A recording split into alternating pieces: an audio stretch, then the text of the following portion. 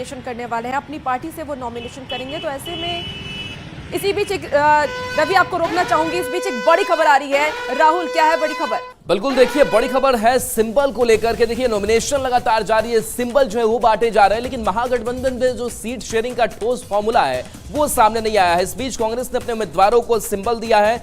खबर है कि राजेश राम को कुटुंबा से सिंबल मिला है, तो शकील अहमद खान को कतवा से सिंबल दिया गया है। गप्पू राय जो गोविंदगंज से कांग्रेस के सिंबल पर चुनावी मैदान में होंगे। इसके साथ विजेंद्र चौधरी को मुजफ्फरपुर से सिंबल कांग्रेस दे चुकी है। अमिता भूषण को बेगूसराय से सिंबल मिल चुका है। ललन यादव को सुल्तानगंज से कांग्रेस ने सिंबल दे दिया है। अमरपुर विधानसभा से जितेंद्र सिंह को सिंबल मिला है और वहीं जितेंद्र यादव को पूर्णिया विधानसभा से सिंबल कांग्रेस ने दिया है। औरंगाबाद से आनंद शंकर सिंह को सिंबल मिला है, तो प्रतिमा दास को राजापाकर से सिंबल दिया जा चुका है। जयेश सिंह को बगहा से कांग्रेस का सिंबल मिला है, तो अमित कुमार टुन्ना को रीगा से सिंबल मिला है। बिल्कुल, देखिए हमारे साथ न्यूज़ 18 संवाददाता रवि इस वक्त लगातार हमारे साथ जुड़े हुए हैं। रवि, क्योंकि देखिए एनडीए में तो सब कुछ फाइनल हो चुका है, उम्मीदवारों की भी घोषणा हो गई है, अब नॉमिनेशन की प्रक्रिया भी चल रही है, लेकिन महागठबंधन में अभी भी पेच फंसा हुआ नजर आ रहा है। क्या लगता है कब तक महागठबंधन में सारे पेच को सुलझा लिया जाएगा? देखिए अब समय भी कम है, बहुत कम समय बचा है। ऐसे में तमाम दलों को जो गठबंधन के जो जहां पे परेशानी है वो आज किसी न किसी ढंग से सहमति करके आज जो है सीटों की घोषणा जरूर कर देनी होगी। लेकिन गठबंधन में दूसरी पेच है कि देखिए कोशिश इतनी की गई, यहां से लेकर के दिल्ली तक जो है वो बैठक की गई, बावजूद इसके एक एक जगह पे दो दो सिंबल जो दिए गए हैं गठबंधन की तरफ से वो मुश्किलें खड़ा कर रहा है। कल जब पहले ही से ही सीपीआई ने घोषणा कर चुकी थी कि बछवाड़ा जो सीट है वहां से अवधेश राय को अपना सिंबल देकर के अनाउंस कर दिया था, लेकिन कल कांग्रेस ने वहां पे गरीब दास जो कांग्रेस के उम्मीदवार होंगे उसकी घोषणा कर दी। तो ये साफ हो गया कि गठबंधन में बछवाड़ा सीट पर जो है वो फ्रेंडली फाइट होगी और एक ही गठबंधन में दो चेहरे जो है आपस में लड़ते हुए दिखाई पड़ेंगे। तो यहाँ पे कोशिश इस बात की है कि 4-5 ऐसे सीट जो दरभंगा और समस्तीपुर के हैं उसमें पेच फंसा हुआ है और उसे लेकर के आज भी जो है वो मंथन होगा और कोशिश की जाएगी। बिल्कुल रवि, और ये भी जानना चाहूंगी कि देखिए क्योंकि फ्रेंडली फाइटर जैसा कि आप कह रहे हैं अपनी मुश्किलें खुद ही वहां गठबंधन बढ़ाता हुआ नजर आ रहा है, ऐसे में आरजेडी की इसमें क्या भूमिका है? तेजस्वी यादव हो या फिर लालू प्रसाद यादव हो, कैसे इसे सुलझाने की कोशिश करेंगे ताकि फ्रेंडली फाइट कम से कम ना हो? देखिए सियासत में कहा जाता है ये शब्द की फ्रेंडली फाइट है, लेकिन फाइट होती है। अब सीपीआई के उम्मीदवार जो है अपने उम्मीदवार को जिताने के लिए पूरी टक्कर देंगे और सामने में अपने ही सहयोगी है उसे हराने की कोशिश करेंगे।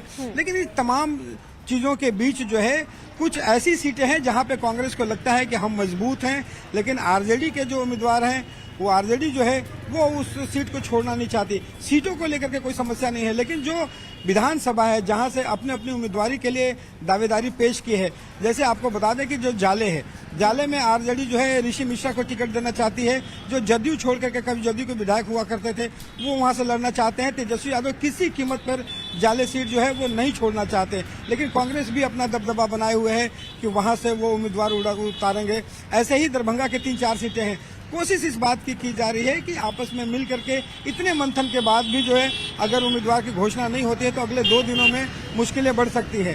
तो कोशिश की जा रही है कि आज किसी भी ढंग से तमाम जो उम्मीदवार हैं, तमाम जो पेच है वो सुलझा लिए जाएं और एक साथ चुनाव लड़ा जाए। जी रवि, कांग्रेस की तरफ से कई उम्मीदवारों को टिकट दिया गया है, सिंबल दिया गया है, ऐसे में महागठबंधन जो इस बार उम्मीदवारों को सिंबल दे रही है, क्या स्ट्रैटेजी अपना रही है महागठबंधन? इस पर क्या जातीय समीकरण को ध्यान में रखा जा रहा है या फिर किस नए चेहरे को मौका दिया जा रहा है? देखिए हर कोई जो है अपनी रणनीतियों के तहत सिंबल इस बार बांटा है। कांग्रेस ने भी कम से कम 2 से 3 बार जो है सर्वे कराया है और सर्वे करा करके अपने नामों को। चलिए बिल्कुल रवि, अगर हम वीआईपी की अगर बात करें, जिस 18 सीटों पर चर्चा हो रही थी, क्या इसकी तस्वीर कुछ साफ हो पाई है?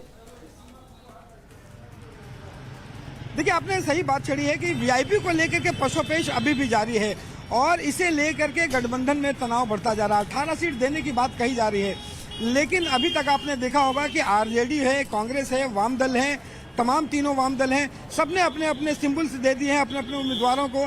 लेकिन मुकेश सहनी की तरफ से, हम पार्टी की तरफ से सीटों की बात तो कही गई है कि 18 सीट मिले हैं, लेकिन अभी तक उम्मीदवारों का सिंबल देना या फिर लड़ने की बात कहना अभी तक सामने नहीं आई है।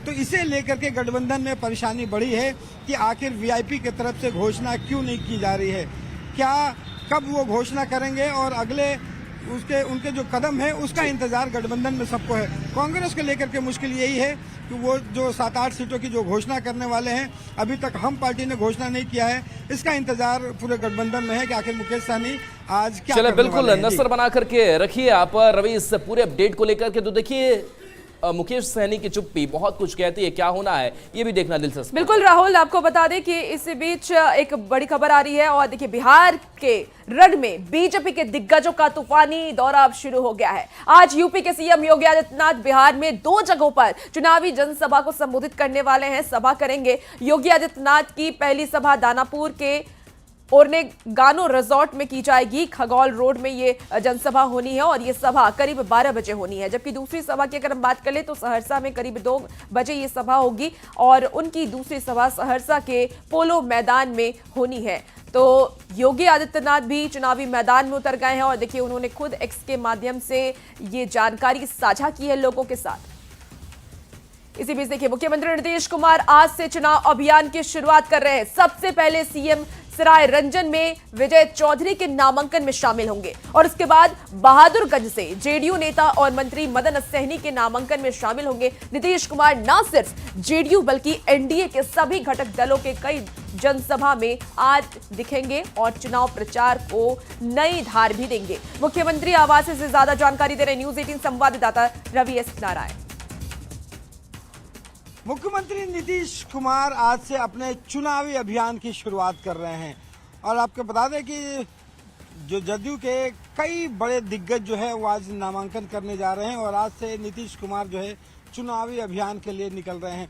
अभी से थोड़ी देर के बाद जो है मुख्यमंत्री नीतीश कुमार जो है अपने आवास से निकलेंगे और ये सबसे पहले जो है वो सराय रंजन में इनके सबसे खास जो मंत्री हैं विजय चौधरी, उनके नामांकन में ये शामिल होंगे।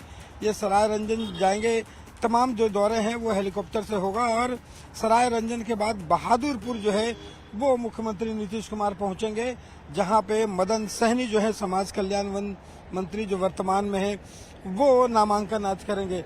यहाँ पे मुख्यमंत्री नीतीश कुमार जो है वो लगातार आज से चुनावी अभियान में कई सभाओं में दिखेंगे, कई सभाओं में संबोधित भी करेंगे। न सिर्फ जदयू बल्कि एनडीए के तमाम बड़े चेहरों के नामांकन में मुख्यमंत्री नीतीश कुमार जो हैं वो शामिल होते रहेंगे। तो आज से नीतीश कुमार जो पिछले कई सालों में लगातार जो काम किए हैं, जो घोषणाएं की हैं, अभी कुछ दिनों पहले तमाम चीजों को जनता के सामने ले जाएंगे और अपने कामों को लेकर के मुख्यमंत्री नीतीश कुमार जो है लोगों को बताएंगे। तो आज से एक खास बात यह भी है कि जहां पे मुख्यमंत्री नीतीश कुमार चुनावी अभियान की शुरुआत कर रहे हैं, वहीं पे बीजेपी के कई बड़े जो नेता हैं वो पटना पहुंच रहे हैं और चुनाव को नई धार देंगे। कैमरा पर्सन वीरू के साथ रवि एस नारायण, न्यूज 18 पटना।